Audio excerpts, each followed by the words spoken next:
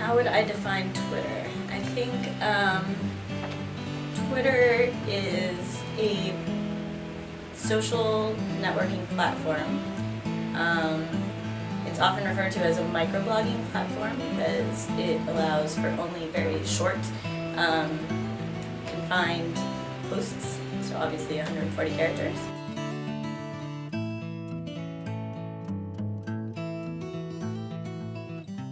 I know a little bit about the origins. It was started almost kind of as a mocking of other social networking, because kind of the criticism of social networking is that it's all very superficial and there are these very short posts and you can't really say anything in very short posts, and so they said, well, what if we make it even shorter and have just 140 characters, and then what happens? But that's about all I know about it.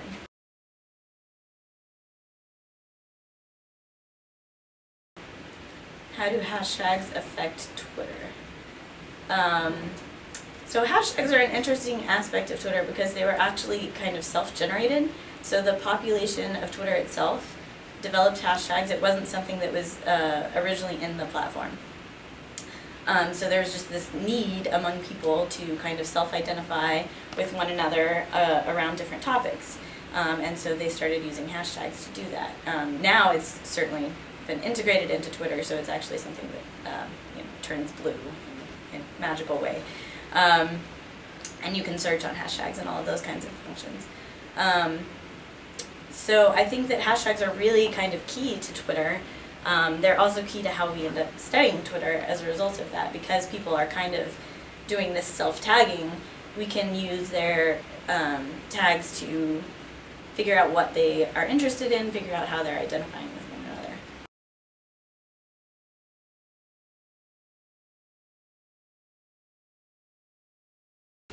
So Twitter started out as a very basic platform. It was 140 characters of text, and that was it. There were so some of the evolution that's happened since then includes people originally generated both the hashtags and the @ functions. So the @ user mention, which have now been developed by Twitter itself. Link shortening ended up being a really valuable thing that people needed because of the 140 character limit. People wanted to share links, but links take up a lot of space. So Twitter now shortens links automatically. It used to be you had to use an outside function like bit.ly or something like that. Other evolution, TwitPic was a big evolution. So you didn't used to be able to include pictures, short from including a link to a picture. And that's since been integrated. And Twitter also bought Vine, so you can now have short videos that are integrated with Twitter as well. So it's really, given how new it is still, it really has evolved quite a bit over its history.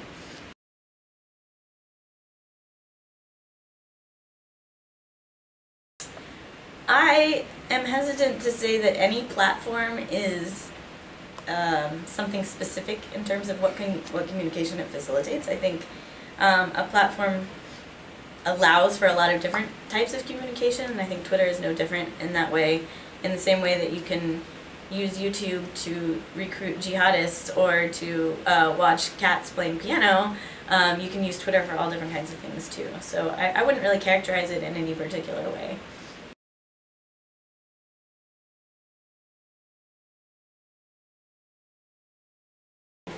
So that's a really interesting question. So the audience of Twitter has actually evolved quite a bit. Twitter is a weird platform in terms of new media in that it actually was not first adopted wholesale by the youngest cohort, which is usually kind of how new media gets started. So things like Facebook, things like that, you see really strong take-up among the 15 to 25-year-olds. And Twitter actually took off with the over 35-year-olds before it took off with younger people. So that was really interesting. Originally it was used very much by kind of businessy type people, journalists, things like that. When celebrities started adopting Twitter, that's when you saw the more uptake by younger people, because that was something they were interested in, was getting this access to celebrities. The other interesting thing about Twitter is usually we see relatively poor representation of minorities in social networking media. and Twitter is the exception. So there's a very, very strong Black Twitter presence that has its kind of own culture. There are people that study this entirely. So that's something that's evolved on Twitter as well.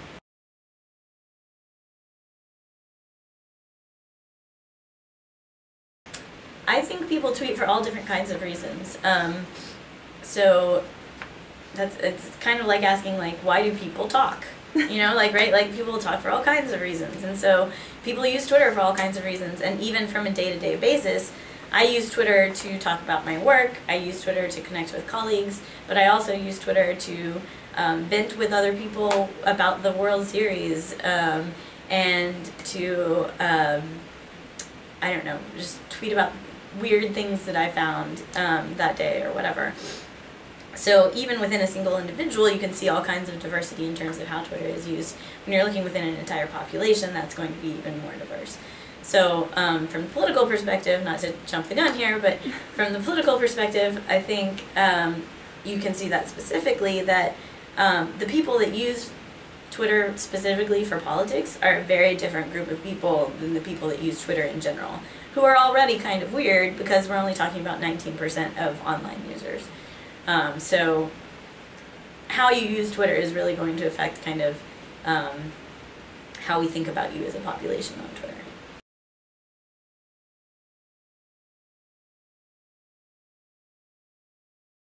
Yeah, some of the politicians on Twitter. Okay, so the politician on Twitter that messes everything up, when we study Twitter, we study politicians, and there's this, like, generally a pretty nice correlation between kind of offline popularity and Twitter popularity. The guy that messes everything up is Rand Paul and Ron Paul, both of them. So for whatever reason, they have this cult following on Twitter that is just very hardcore about them and very effusive in their support, and that kind of skews everything. So people like to keep an eye on them. But in general, on Twitter, you see popularity of politicians goes pretty much as you would expect it to. So people that are very senior, people that are well known do better on Twitter as a general rule. And the one exception there is Chuck Grassley, who is very well known on Twitter because he just tweets very bizarre things. Sometimes it seems like he's just like pocket tweeting. And he tries to use all kinds of abbreviations that nobody else understands. So that makes it for entertaining tweets, so he gets a lot of followers too.